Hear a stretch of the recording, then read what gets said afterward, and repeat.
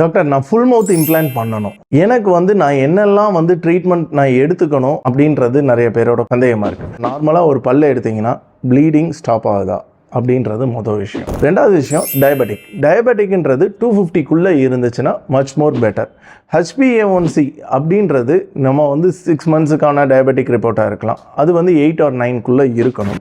எதனால அப்படின்னு பார்த்தீங்கன்னா, சில பேர் ப்ராப்பராக டயபெட்டிக் மெடிசின்ஸ் எடுத்தாலும் சில பேருக்கு 8 and 9 கீழே கம்மி ஆகாது. இன்னொரு மெயினான விஷயம், டயபெட்டிக் லெவல் சம்டைம்ஸ் எப்போ இன்க்ரீஸ் ஆகும்னா நம்மளோட பற்களில் இருக்க அழுக்குகள்னால கூட இன்க்ரீஸ் ஆகிறதுக்கு வாய்ப்புகள் இருக்குது.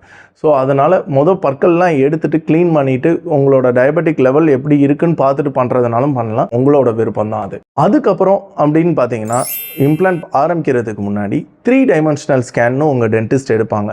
அதுக்கு பேர் CBCTன்னு சொல்லுவாங்க.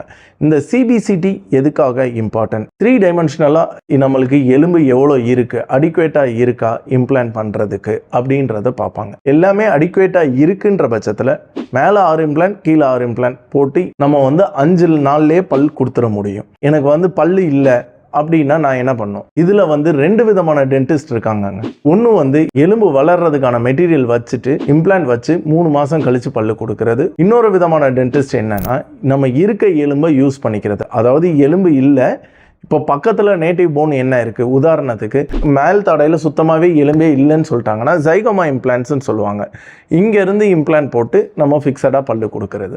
இது ஒரு விதமான டென்டிஸ்ட். 2 விதமான டென்டிஸ்ட்டும் இருக்காங்க. நீங்கள் எது வேணுன்றது நீங்கள் சூஸ் பண்ணிக்கலாம். நாங்கள் இங்கே எப்படி பண்ணுறோம் அப்படின்னா, ஜைகோமேட்டிக் இம்ப்ளான்ட்ஸ். ஏன்னா இமீடியட்டாக நம்மளுக்கு சொல்யூஷன் முடிஞ்சிடும். இன்னொன்று சக்ஸஸ் ரேட் 99% சக்ஸஸ் ரேட் இருக்குது. அதனால ஜைகோமேட்டிக் இம்ப்ளான்ட்ஸாகவும் நம்ம பிளான் பண்ணி பண்ணுறோம். தேங்க்யூ.